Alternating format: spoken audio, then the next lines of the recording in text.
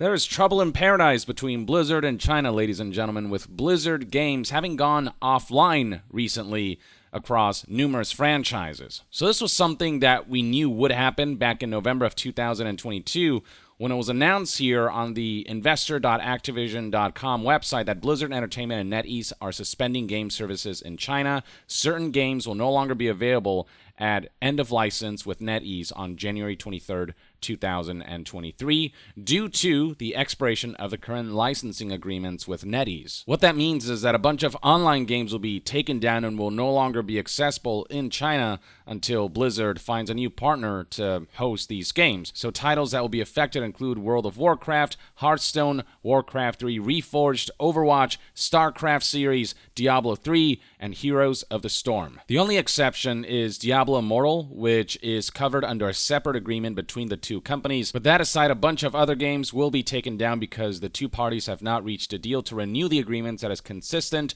with Blizzard's operating principles and commitments to players and employees, is how Blizzard's, or at least that's how Blizzard framed it. NetEase released their own statement that states, "We have put in a great deal of effort and tried with our utmost sincerity to negotiate with Activision Blizzard so that we could continue our collaboration and serve the many dedicated players in China. However, there were material differences on key terms and we could not reach an agreement." Now you can tell that the way this licensing deal fell apart has bred a lot of animosity and acrimony between the two entities. This was immediately noticeable when Simon Zhu, president of Global Investments and Partnerships of NetEase Games, posted the following on LinkedIn the day that the announcement was made that this partnership would be ending. "I feel so heartbroken as I'll no longer have access to my account and memories next year. One day when what has happened behind the scenes could be told, developers and gamers will have a whole new level of understanding on how much damage a jerk can make," essentially insinuating that this partnership falling apart was not NetEase's fault, but rather some jerk at Activision Blizzard. News outlet Bloomberg reported on this around the same time and offered additional insight, stating that key sticking points to the NetEase extension were ownership of intellectual property and control of the data of millions of players across China. While we don't have exact details on proposed deals, apparently these were major topics of contention that led to the deal falling apart. Not long after the announcement, NetEase's stock price fell as much as 15% in Hong Kong, its biggest intraday fall in more than a year. Bloomberg also makes it a point to highlight that the rift between Blizzard and NetEase was foreshadowed when back in summer of 2022 they scrapped plans for a World of Warcraft smartphone game that had been in development for 3 years. So the end result to all of this is that as of January 23rd, 2023, just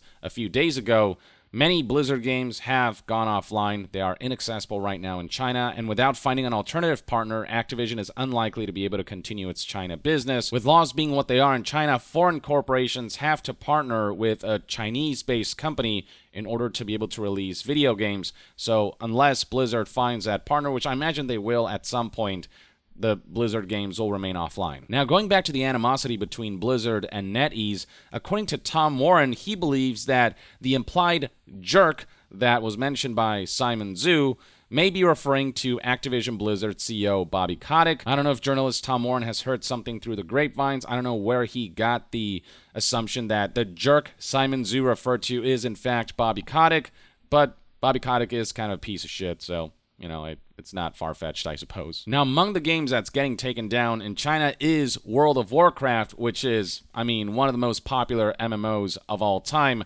I don't have to tell you the impact that that'll have on the gaming community in China.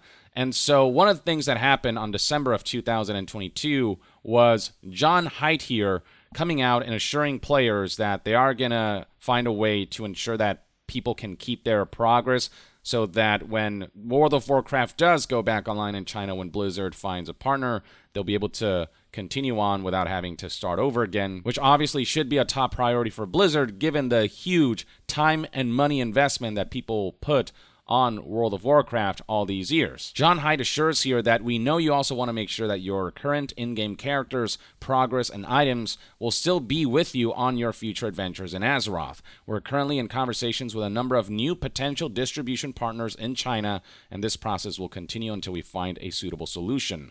World of Warcraft team is working hard to develop a feature that will allow you to save your characters, items, and progress in Azeroth to your personal devices before the game goes out of service on January 23rd. 23rd. We expect that the transition to the new partner for the World of Warcraft CN service will go smoothly. With this feature, everyone will be able to keep their game history and memory in their own hands. So they assure, first of all, that we're likely going to find a partner soon, and World of Warcraft will likely go back up in the not-so-distant future.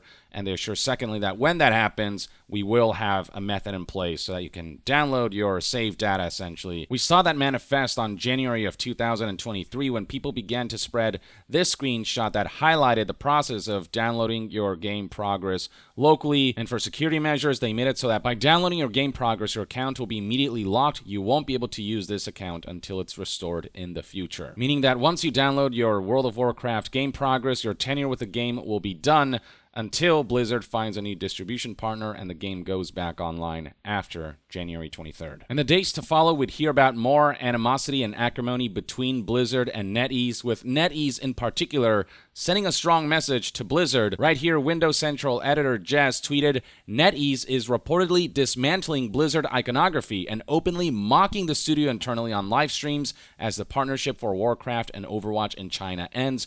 Very weird situation. Bad look for NetEase, in my opinion." NetEase has not been shy about expressing their disdain against Blizzard. They've been super salty about all of this, and they have made a whole public display out of it, as detailed here by Daniel Camillo, who reported through this series of tweets about the terrible PR moves coming out of NetEase earlier today with retaliatory antics against Blizzard after their recent breakup in China. NetEase's cafe in Hangzhou renaming their green tea as Blizzard Green Tea, which relates to Chinese slang green tea bitch. And the fact that it's 13 yuan also has implications. This is not accidental, says Daniel. 13 in Hangzhou dialect means something like idiot slash, I'm not going to say that word. So these are not low-key insults. This is very much blatant disrespect.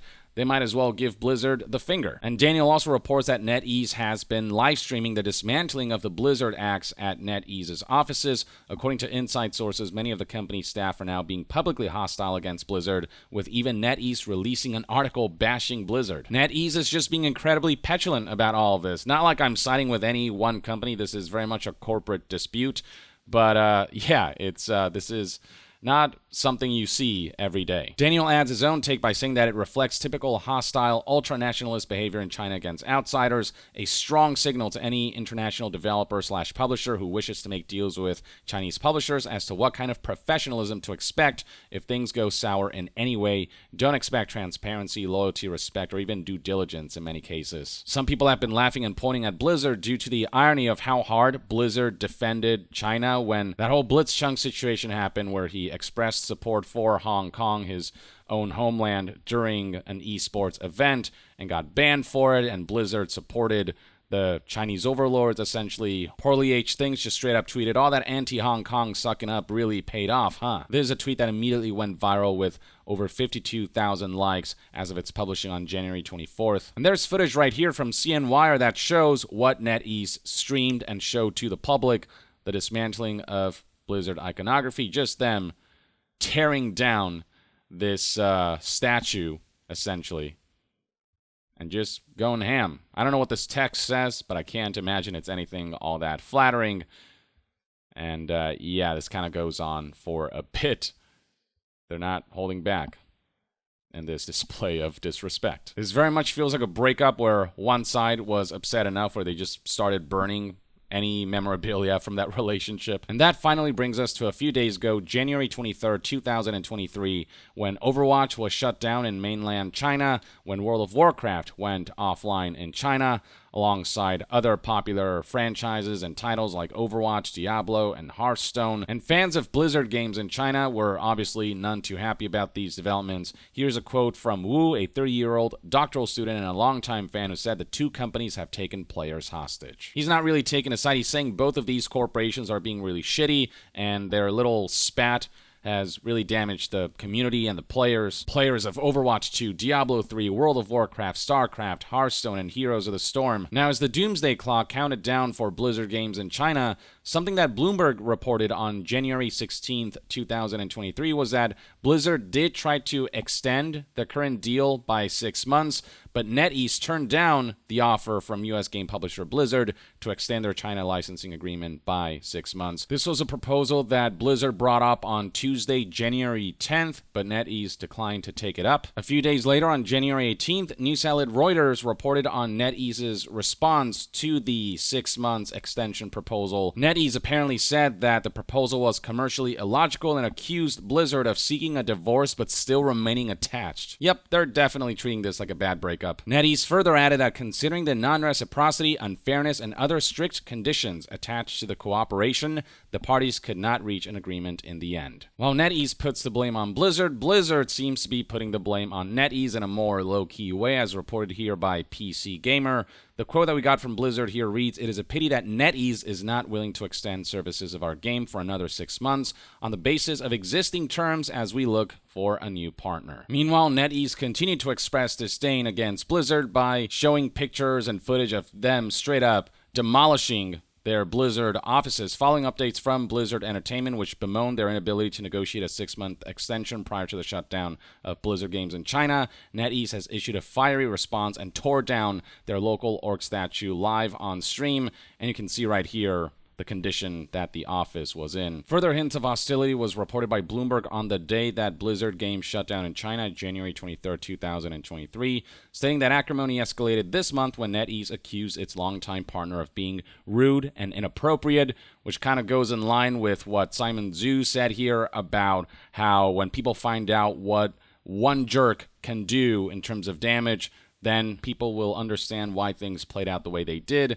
But he still refuses to elaborate. News outlet CNN also reported on all of this and spotlighted harsh words shared by NetEase, who said that they felt blindsided by Blizzard's proposal of extending the deal by 6 months, calling it a sudden statement, and also accused the proposal of being outrageous, inappropriate, and not in line with business logic. And one factor that NetEase took umbrage with was the fact that as Blizzard proposed this extension, they had already started the work of finding new partners in China, putting NetEase in an unfair position, they called it. Which finally brings us to some closing statements from NetEase and Blizzard amidst the shutdown of these Blizzard games. On January 23rd, 2023, Simon Zhu posted the following love letter that essentially reminisces on his time with Blizzard games only a few hours before Blizzard game servers shut down in China, and that is a very, very big deal for players in China.